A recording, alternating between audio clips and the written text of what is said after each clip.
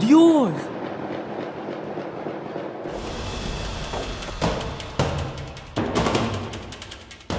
Ante ataques sistemáticos que ponen en peligro a la población, los uniformados tienen todo el respaldo legal para disparar.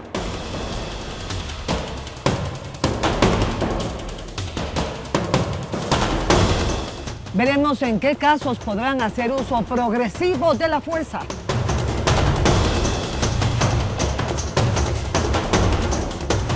El presidente firmó el decreto respectivo. Ya les contamos, amigos. Saludos. Estos y otros temas aquí en Impacto Semanal. Bienvenidos.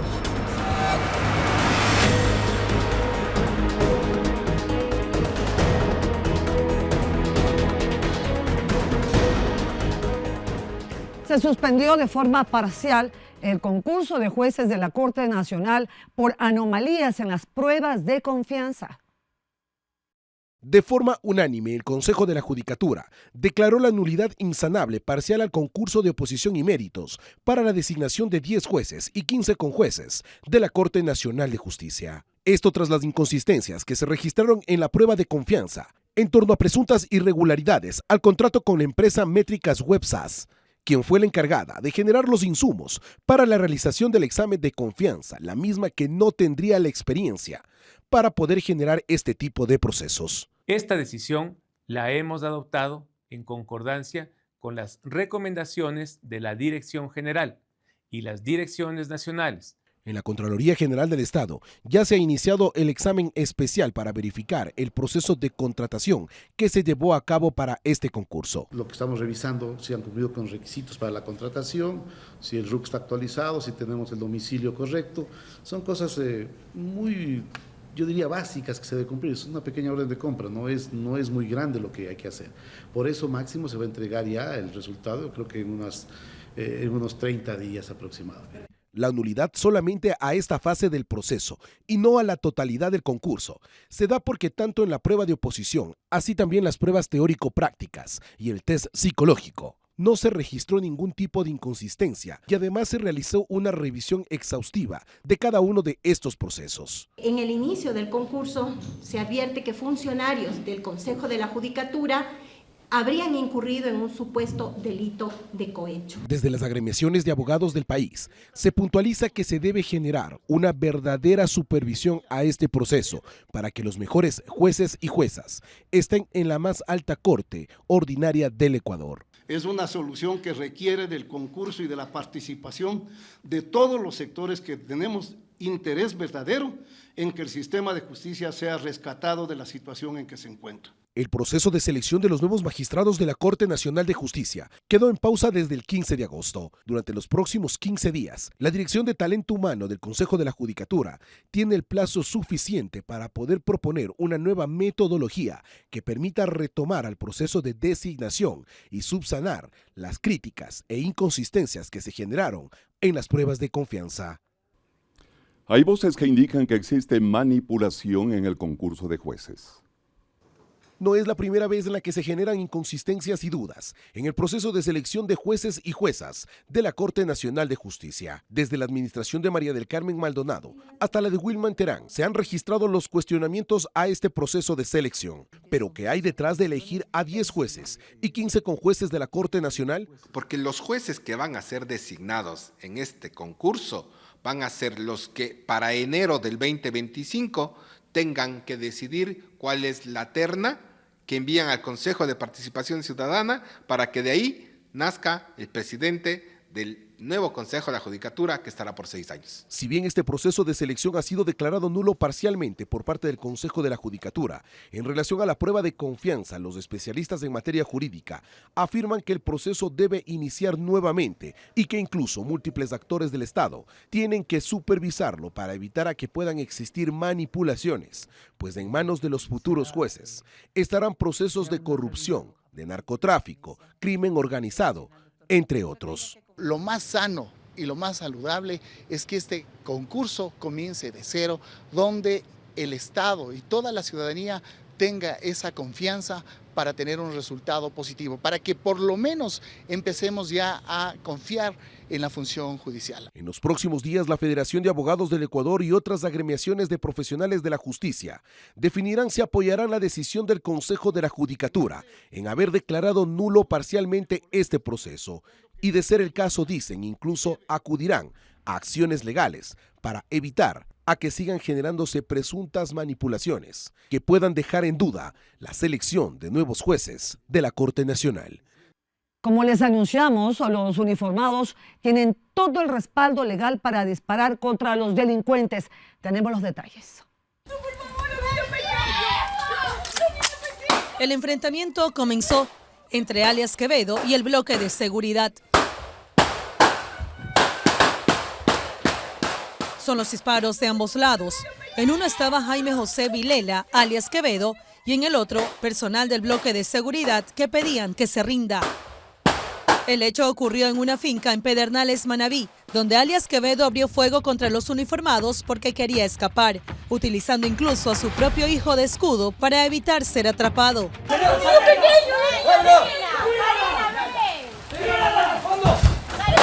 El sujeto finalmente fue abatido. En este caso, ¿se hizo el correcto uso legítimo de la fuerza? En el ejemplo que usted pone, cabe totalmente el uso legítimo de la fuerza porque está en peligro la integridad del menor y a su vez está en peligro también la integridad del policía al tener que resistirse a los disparos que está siendo sometido por parte del delincuente. En esos casos en específicos donde hay una amenaza o peligro inminente de muerte o de lesiones graves, cabe que el policía haga uso legítimo de la fuerza a través de las armas con munición letal que el Estado le ha dotado, que el Estado le ha dado. Pero este no ha sido el único caso. El más reciente ocurrió la noche de este lunes en el Guasmo Central, cuando durante un operativo, policías identificaron a 4 sujetos que se movilizaban en una motocicleta. Al darse cuenta de la presencia de los uniformados, comenzaron a dispararles. Rápidamente, los efectivos repelieron el ataque y en el cruce de balas, uno de los sospechosos fue abatido. Este caso se ha convertido en uno de los primeros tras la firma del Decreto Ejecutivo 371, que dispone a la Policía Nacional y a las Fuerzas Armadas actualizar los manuales operativos para aplicar el uso legítimo de la fuerza. Poniendo un ejemplo, básicamente, si dentro de un caso en específico el policía logra verificar que el supuesto sospechoso de cometer un delito no representa ningún tipo de amenaza, o a su vez esta persona se entrega y no voluntariamente, allí no cabe que el policía haga uso legítimo de la fuerza, porque no hay ningún tipo de amenaza, no hay ningún tipo de riesgo, no está en riesgo la vida ni la integridad de una persona. La ley menciona que los uniformados podrán hacer uso intencional del arma de fuego cuando sea estrictamente inevitable y absolutamente necesario para proteger la vida de terceras personas o suya propia. En Santa Elena, los operativos dejan resultados positivos en la lucha contra el crimen organizado. En la provincia de Santa Elena, la Policía Nacional redobla los esfuerzos para disminuir los índices de asaltos, robos y otros delitos reportados por la propia ciudadanía a través de redes sociales. Tenemos aproximadamente 162 detenidos, 44 armas de fuego incautadas y 4 bandas de grupos terroristas desarticuladas, las mismas que estaban dedicadas al asalto, robo y extorsión de ciudadanos. Trabajos de inteligencia les han permitido resultados positivos con la detención de varios sujetos pertenecientes a bandas delictivas en las últimas semanas. El accionar fue rápido de nuestro motorizado, en donde que ellos visualizan a estos delincuentes que luego de cometer el atraco estaban dándose a la fuga en una motocicleta de color amarillo. Una vez que son interceptados por nuestro personal policial, a uno de estos delincuentes se les observa que portaban una arma de fuego calibre 38 tipo revólver. Asimismo, recuperar varios indicios reportados como robados. Además, la policía manifiesta el compromiso con la ciudadanía para mantener la calma y la tranquilidad en esta provincia. 2 toneladas de marihuana estaban camufladas en tubos para transportar crudo en Lago Agrio. Veamos.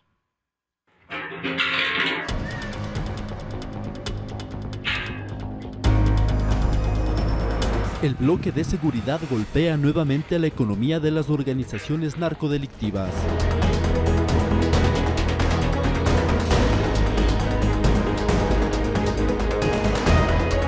En los operativos denominados Petrolero 1 y 2 se identificó 2 toneladas de marihuana camuflada en 50 tubos metálicos para el transporte de crudo. El hallazgo se hizo durante operativos viales en el sector denominado Jaime Hurtado de la ciudad de Lago Agrio perteneciente a Sucumbíos. En coordinación con la Policía Nacional y Fiscalía y por información proporcionada por Inteligencia Militar, realizó el hallazgo en el cantón Lago Agrio, en la provincia de Sucumbíos, de 50 tubos metálicos, en los cuales en su interior tenían un total de 1.860 kilos positivos de marihuana.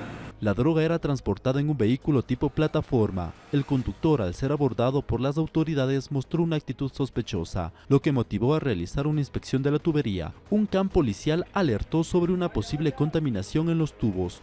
Utilizando un taladro se perforaron varios de ellos, revelando la droga. Todas las evidencias fueron puestas a órdenes de las autoridades competentes para su trámite de ley correspondiente. Con estas acciones se ratifica el compromiso del bloque de seguridad conformado por la policía y militares, quienes continúan activos en su lucha contra las organizaciones narcoterroristas. Hay un trabajo articulado entre las armadas de Perú y Ecuador en la lucha contra la droga. Uno de los últimos decomisos de droga ejecutado por la Armada del Ecuador fue a 60 millas náuticas de Manta, en la provincia de Manabí. Las operaciones articuladas entre la Marina del Ecuador y las Armadas de Perú, Colombia y otros países también ha evitado la salida de alcaloide desde nuestro país. Hemos cooperado con Colombia, hemos cooperado con El Salvador para que, si es que han salido de nuestra jurisdicción, en las otras jurisdicciones de los otros países sean aprehendidas esas embarcaciones.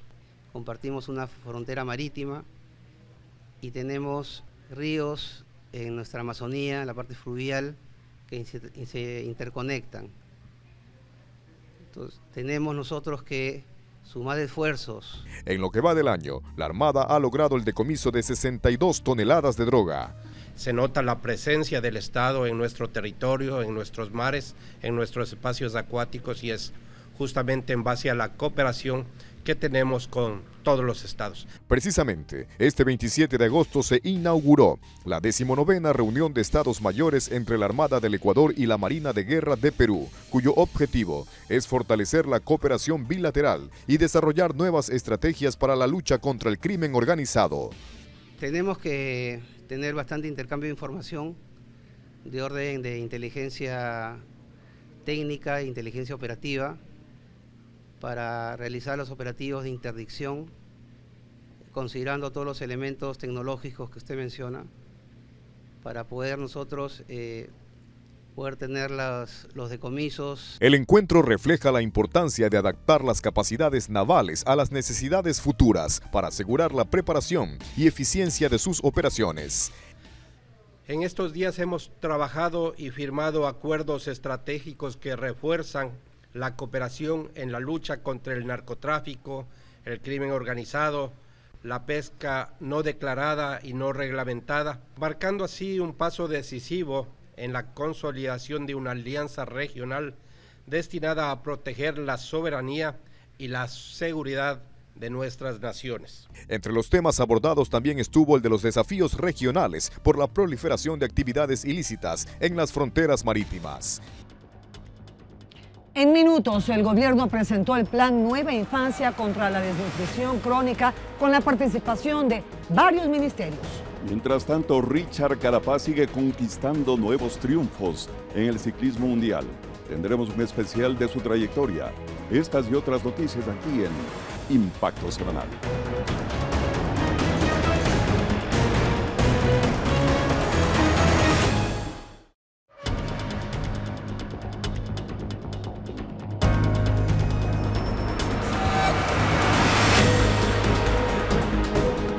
El presidente de la República, Daniel Noboa, lanzó el plan Nueva Infancia contra la desnutrición crónica. Veamos.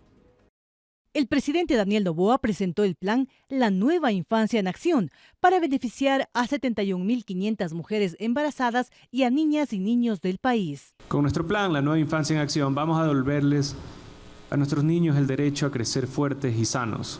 Se beneficiarán de los servicios específicos de 12 ministerios de manera coordinada, con enfoques de equidad, interculturalidad y género. La secretaria técnica de Ecuador Crece sin Desnutrición Infantil detalló algunas acciones que contempla el plan. Desde el Gobierno Nacional brindamos servicios como vacunación, atención y controles en los centros de salud, alimentación saludable y servicios de desarrollo infantil, que forman parte de nuestro paquete priorizado que previene y reduce la desnutrición crónica infantil. La ministra del MIES habló del derecho a un crecimiento saludable. Nuestros equipos han trabajado de forma muy dura para lograr este plan. Significa tener niños y niñas que puedan crecer en ambientes sanos, saludables y seguros. Nosotros somos las personas que llegamos a cada domicilio. Hemos implementado hábitos en nuestras familias como el lavado de manos, lactancia materna, cuidado infantil. El plan anunciado hoy cuenta con una inversión de $400 millones. Quiero que sepan que nuestro compromiso va mucho más allá. Porque cuando hablamos de desnutrición, hablamos del mayor ladrón del futuro de nuestro Ecuador. Y no vamos a parar de trabajar hasta que cada rincón del Ecuador tenga la dignidad que se merece, que tengan la seguridad, que tengan el empleo y nuestros niños tengan la atención que verdaderamente se merecen. Las autoridades indicaron que para el Nuevo Ecuador, todo empieza con los niños. Mientras tanto, el presidente de la República, Daniel Noboa, también cumplió agenda en Manabí. Estas son las imágenes. El presidente Daniel Noboa, en una nueva visita a Manabí, concretamente en la ciudad de Manta, realizó la entrega de 49 ambulancias que servirán para brindar atención prehospitalaria en 16 provincias del país. El evento se desarrolló en las instalaciones del Hospital Rafael Rodríguez Zambrano, en el puerto manabita. Nosotros no estamos mirando hacia otro lado, ignorando la realidad que viven los ecuatorianos. Nosotros estamos trabajando por ustedes, activando campañas de salud en cada rincón del país, llegando donde otros nunca se atrevieron y haciéndonos cargo de deudas que otros prefirieron ignorar. Continuaremos mejorando los servicios de salud, la atención prehospitalaria y seguiremos llegando a los lugares más apartados. Aquí en Manta seguimos mejorando los servicios porque no vamos a permitir que nadie les robe lo que es suyo, porque nadie tiene por qué meter mano en los servicios de salud. Cumplida la agenda en Manta, el presidente Noboa se dirigió hasta Portoviejo, capital de la provincia de Manabí, donde personalmente constató y supervisó el avance del edificio de la Facultad de Posgrado, así como también el inicio de la construcción del edificio de la Facultad de Ciencias Básicas en la Universidad Técnica de Manabí. Cumplimos con nuestro financiamiento de las universidades para que puedan ejecutar obras como esta, que son mucho más que eso. Son el espacio donde se formarán científicos, ingenieros y profesionales que en un futuro tomarán el liderazgo de nuestro país. Recalcar que el gobierno nacional destinó cerca de 2.2 millones para la construcción de la Facultad de Ciencias Básicas, la misma que será de infraestructura sismo resistente, será inclusiva y se adaptará a las necesidades de la comunidad. Además de las aulas, tendrá espacios de oficina, laboratorio, cafetería y toda la tecnología de última generación para garantizar una experiencia educativa dinámica e interconectada. En tanto que el edificio de la Facultad de Posgrado, que cuenta con un avance del 42%, el Estado destinó alrededor de $2.1 millones. Se prevé que su construcción finalice el primer semestre del 2025. Las dos obras beneficiarán directamente a 40.000 estudiantes de la Universidad Técnica de Manabí, así como también al personal docente y administrativo. El presidente de la República cumplió una agenda de trabajo en Chone.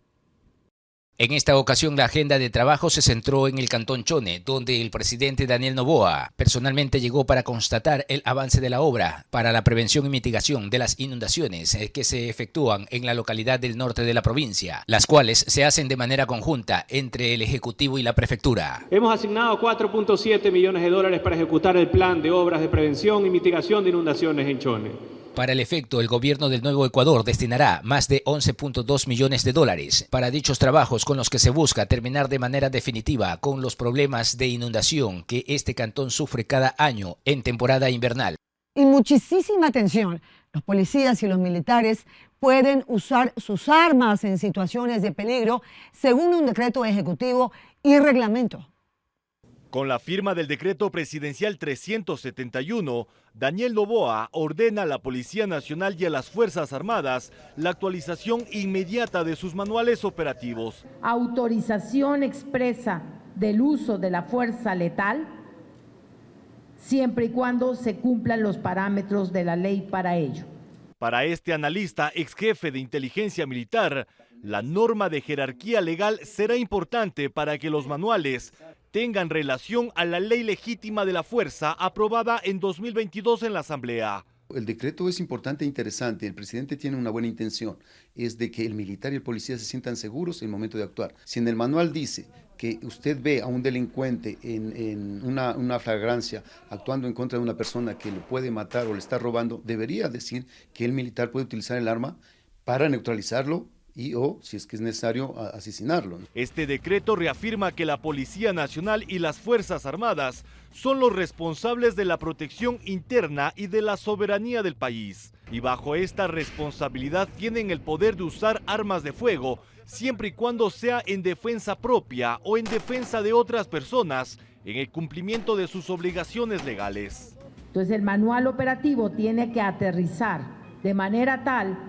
que todo policial, todo servidor policial sepa cuáles son las reglas claras. El uso de armas de fuego con munición letal o de impacto cinético en defensa propia o de otras personas, en cumplimiento del deber legal, en caso de amenaza o peligro inminente de muerte o lesiones graves.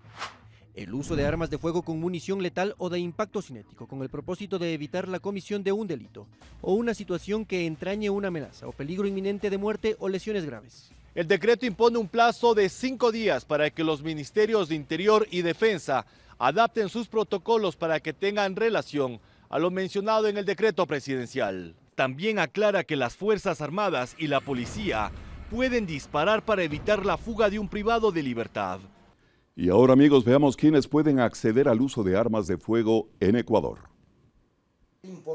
La ley de armas hace más riguroso el proceso para acceder a un permiso de tenencia o porte. ¿Qué requisitos tiene que cumplir una persona con la aprobación de la norma?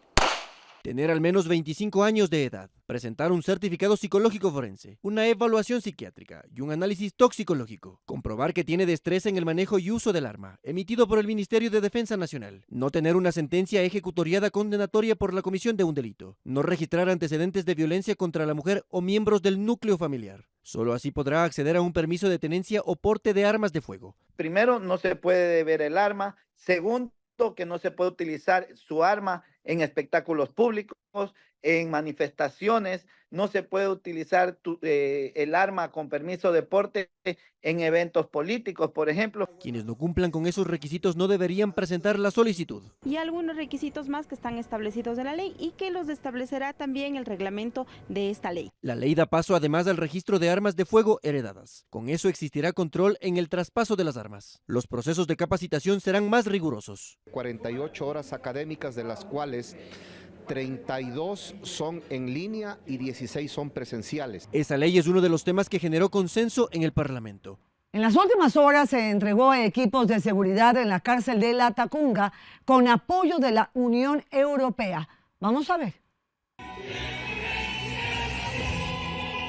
Más de $2 millones invirtió el gobierno nacional en la compra de nuevas herramientas y tecnologías para mejorar el sistema penitenciario del país. Como 216 detectores manuales, 9 body scanner y 12 detectores ferromagnéticos. A esto se suman 150 bodycams, 350 máscaras antigas, 162 nuevas cámaras para los centros penitenciarios, 440 grilletes habilitados y 2 buses para los traslados de PPLs. Se podría decir tipo celdas, divisiones en el interior del vehículo donde se categorizaría a las personas que se trasladan dentro del mismo. 45 pasajeros. Además, en esta lucha contra las mafias, la Unión Europea, a través del programa EUREPS, contribuyó con 11 drones de alta tecnología y sistemas de videovigilancia perimetral. En los años 90, cuando la mafia parecía estar prevaleciendo en Italia, entendimos que uno de los sectores estratégicos para ganar la lucha contra el crimen eran las instituciones penitenciarias. Creo que hemos logrado resultados emblemáticos. Uno de los principales objetivos de esta inversión es que no solo se castigue a las personas privadas de la libertad, sino que se rehabiliten y puedan reintegrarse a la sociedad.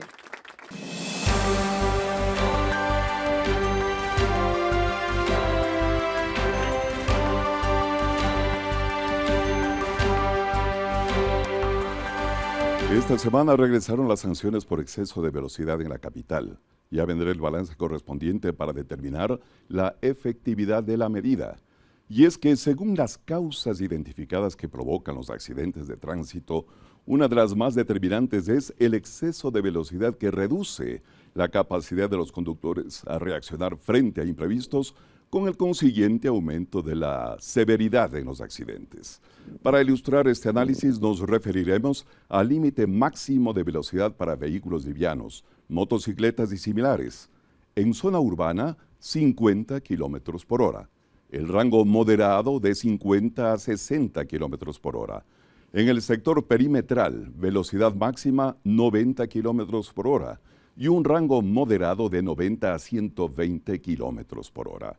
Mientras tanto, en carreteras son 100 km por hora, con un rango moderado hasta los 135 km por hora.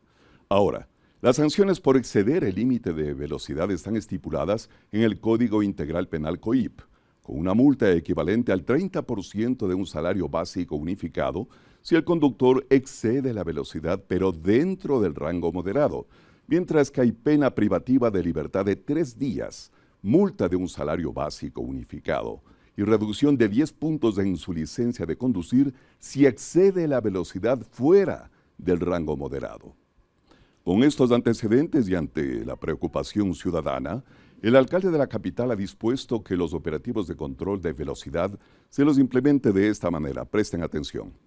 Las 2 primeras semanas de cada mes se realizan campañas preventivas, socialización y operativos pedagógicos, pero sin sanción. La tercera semana, los operativos de control y sanción se centran en el transporte público, taxis y motos. Los últimos 2 días del mes, los controles están dirigidos también a los autos particulares, con información previa sobre días, horas y lugares de donde se los realizará, pero con sanción. Según datos de la Agencia Metropolitana de Tránsito, en el último mes se registró una disminución de accidentes de tránsito, aunque esta reducción no se refleja en la misma proporción con el número de heridos y fallecidos. Esto demuestra la necesidad de reforzar las medidas de seguridad vial en Quito. Señalización clara y efectiva, esto es importante, de los límites de velocidad como orientación adecuada a los conductores. Es indispensable que las autoridades comuniquen claramente el propósito del uso de los radares y su impacto positivo en la educación vial para que la comunidad no los perciba como medida punitiva, sino como herramienta de seguridad. Su efectividad depende de una implementación adecuada de radares, su mantenimiento y la combinación de otras medidas de seguridad reforzadas con una campaña permanente de concientización vial.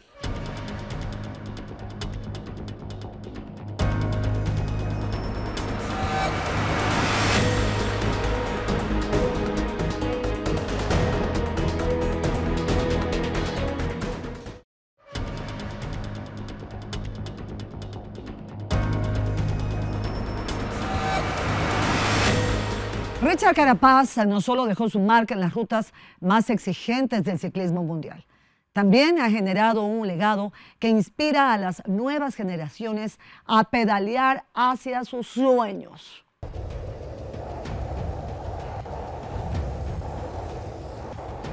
En lo alto de las montañas del Carchi, a 3.000 metros de altura sobre el nivel del mar, donde el viento congela los extraños y las nubes parecen querer tocar la tierra, se erige una figura imponente, esculpida sobre una bicicleta con la misma precisión y esfuerzo que se necesita para conquistar una gran carrera. Es más que una obra de arte. Esto va para ti, chiquilín. Es el reflejo de la historia de un hombre que con cada pedaleada forjó su camino hacia la leyenda. Richard Carapaz. El éxito, el triunfo, de todo el esfuerzo realizado, su familia, su país y todo lo demás. Bueno, entonces eso traté de representarlo. Richard es como una estatua, fuerte, sólido y esculpido a base de sacrificios y victorias. Su historia merecía ser inmortalizada en bronce. Y lo que me resultó un poco complicado es realmente por la expresión, porque es una expresión no muy usual en las personas, el rato que está, digamos, haciendo un grito de triunfo y a la vez todo ese conjunto que le acabo de mencionar de emociones en ese instante. Querían que sea ese momento, o sea, en la bicicleta, el rato que llegaba a la meta en el triunfo que tuvo en las Olimpiadas de Tokio. ¡Ecuador! ¡Victoria, victoria, victoria! ¡Se la lleva! Honestidad, sacrificio, disciplina. La herencia de la madre de una leyenda. Siempre tener de recuerdo hasta que nosotros ya nos muramos esa bicicleta de quedar allí. Todo empezó con esa bicicleta. Sí, todo empezó, esa fue la promotora para mi hijo llegar a ser como es hoy. ¿Dónde la encontraron? Es en la chatarra. Y disfrutó muchísimo, fue el hombre más feliz del mundo montando en aquella, a pesar de que no tenía todo lo necesario. Y decía, mami, nadie tiene la bicicleta como la mía. ¿Quién iba a tener una sin llantas, sin frenos, sin pedales, sin nada? Pero él era el hombre más feliz y el regalo más hermoso que le habían dado en el mundo. Una bicicleta que, al igual que esta estatua, fue moldeada y pulida por el tiempo y la voluntad de un joven, al cual ahora el mundo lo llama la locomotora del Carchi. ¡De Carchi para el mundo, Carapaz! Contar los triunfos de Carapaz sería intentar contar las hojas del pasto. Entre sus glorias se enumeran ser campeón olímpico. Es uno de los 2 seres humanos en el mundo en lograr el podio en las 3 grandes. Las 3 grandes son las mayores glorias del ciclismo representadas en el Giro de Italia, la Vuelta a España y el Tour de Francia. En la competencia más reciente quedó segundo en la etapa 9 y es tercero en la clasificación general de la Vuelta a España. ¡Vamos, Richard! ¡Vamos, Richard! ¡Vamos, Richard! ¡Vamos, Richard! Hay veces en la vida que uno llora de alegría, un ciclista mi poesía, lo seguimos noche y día. La tenemos, pero en fa sostenido creo que va a quedar mejor. Sonaría más o menos así, ¿verdad? Va. Hay momentos y hay pinceladas en la vida que son acciones inolvidables, como la que él ha hecho ganar una medalla olímpica, o como hacer una melodía que no existía pero ahora existe y que se siente identificada con el mundo del ciclismo. Para Widinson, su carrera fue contrarreloj en 2018, después de la participación de la locomotora en el Giro de Italia. En cuestión de horas estuvo lista la canción Carapaz, eres capaz. Carapaz, eres capaz. Es un trabajo que difícilmente nosotros mismos podamos superar. Es un trabajo único, es una melodía única, son frases únicas que salieron del corazón y que quizá nunca más se vuelvan a repetir, ni en el contexto de una canción de dedicar a una sola persona, ni tampoco que aparezca un grande como Richard.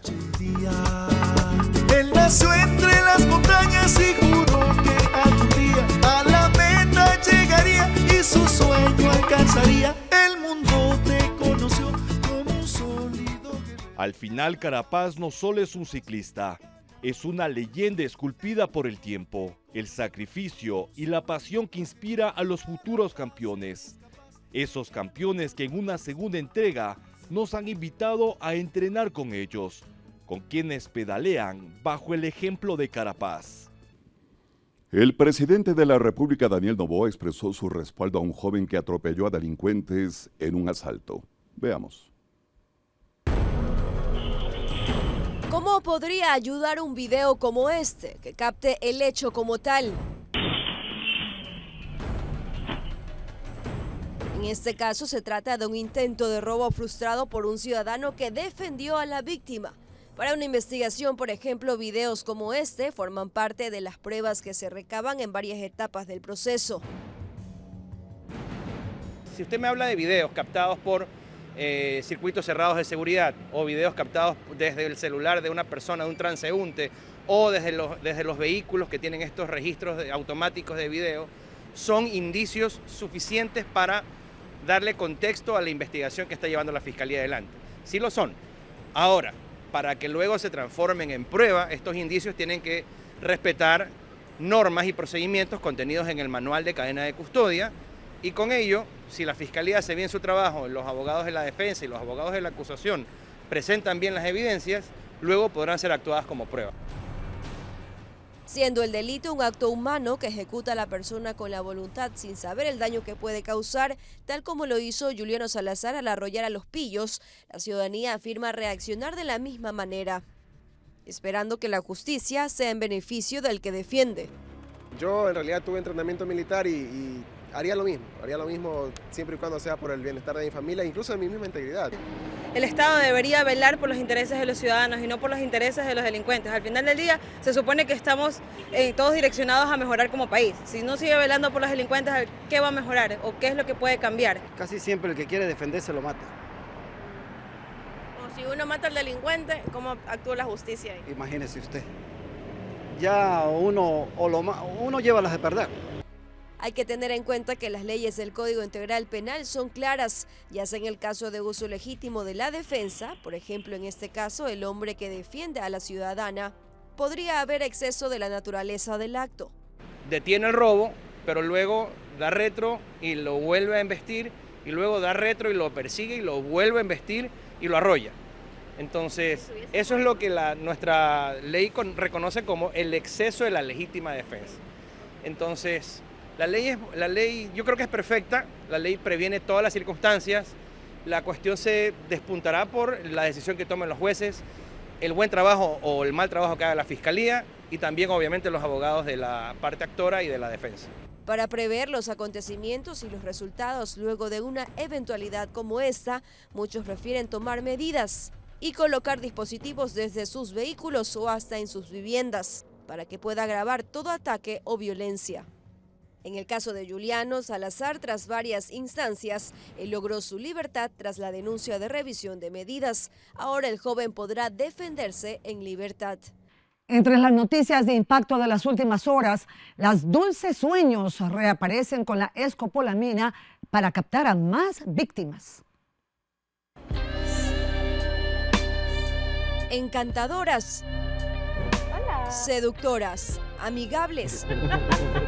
Son hermosas mujeres que llaman la atención. Sus víctimas, aquellos caballeros que por lo general se dejan impresionar y en un descuido colocan la sustancia. ¿Se puede entonces el hombre resistir a una Dulces Sueños? Claro, porque el hombre, cualquier mujer que ve guapa la ve y bueno, va atrás de ella. Pues no, se dice que son así, por eso le dicen las Dulces Sueños, por lo que son bonitas, la carita, el cuerpito.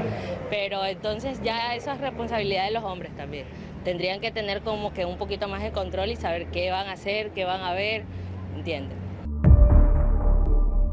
Los casos se replican cada vez más en Ecuador, historias más de una, pero nadie se imagina que puede ser la próxima persona bajo los efectos de esta droga. El compañero cogió una carrera y la señora le dijo, era una señora, una morenita, y le dijo, por favor, le dio un papel, lléveme a esta dirección.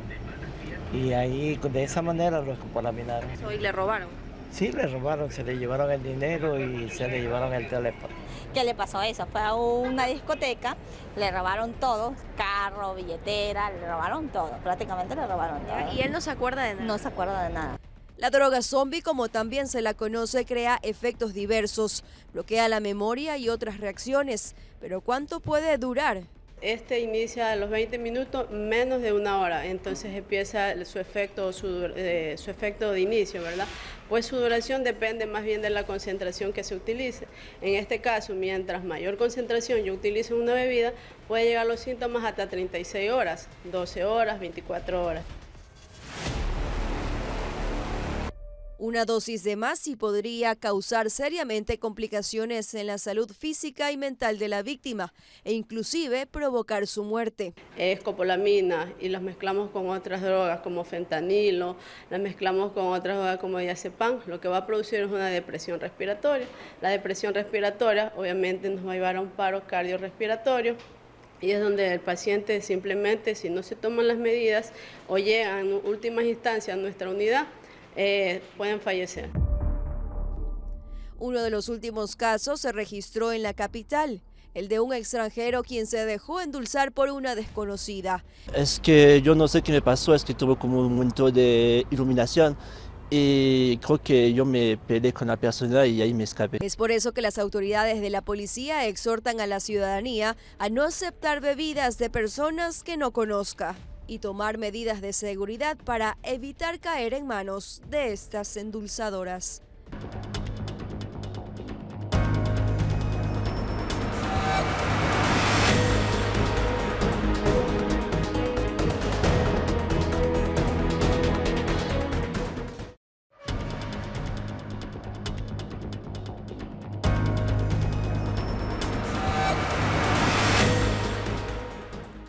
Les contamos, amigos, que Pedro Restrepo, el padre de los desaparecidos hermanos Restrepo Arizmendi, atraviesa un delicado estado de salud.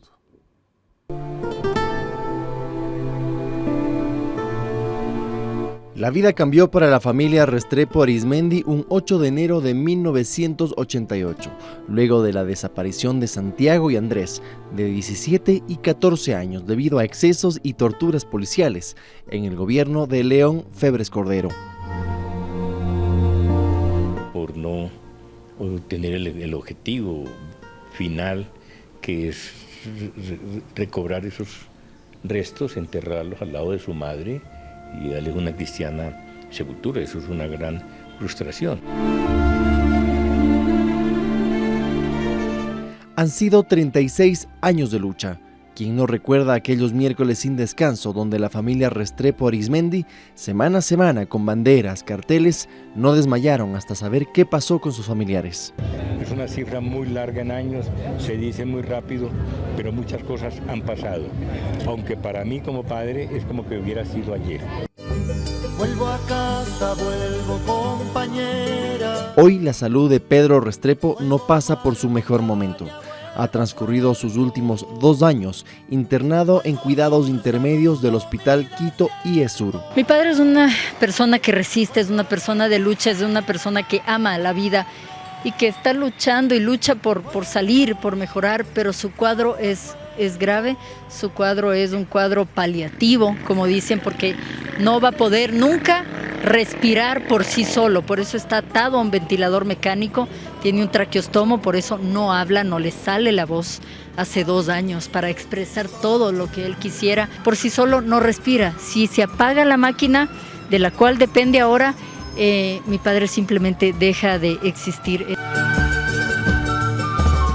A sus 81 años, Pedro no pierde sus ganas de vivir, pero su hija María Fernanda nos cuenta que quiere pasar sus últimos días en casa junto a su nieto. Pero desde hace unas 3 semanas para acá está apagado, está cada vez más apagado, sin ánimo de nada, deprimido, y cuando tú le dices, pero ¿qué sientes? ¿Qué tienes? ¿Qué quieres, papi? Salir. Para esto pide el apoyo de las autoridades, ya que los cuidados que necesita son especiales. Y este servicio únicamente ahora lo provee o lo paga, digamos, el ISPOL, que es el seguro de la Policía Nacional. Yo sé que mi padre obviamente no pertenece a la Policía Nacional, pero fue afectado por esta institución hace 36 años, y yo creo que es un deber moral, una tarea moral de la Policía Nacional poder proveerle de esos últimos cuidados en casa. María Fernanda está eternamente agradecida con el personal del hospital y no pierde la esperanza que con el apoyo de las autoridades se cumpla el anhelo de su padre.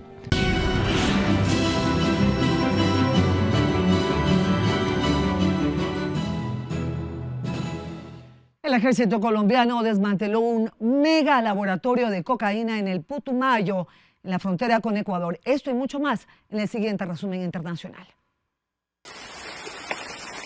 Descubren un gran laboratorio de cocaína en la selva colombiana. El ejército detectó la instalación que tenía capacidad para procesar unas 5 toneladas de cocaína al mes en el departamento de Putumayo, fronterizo con Ecuador.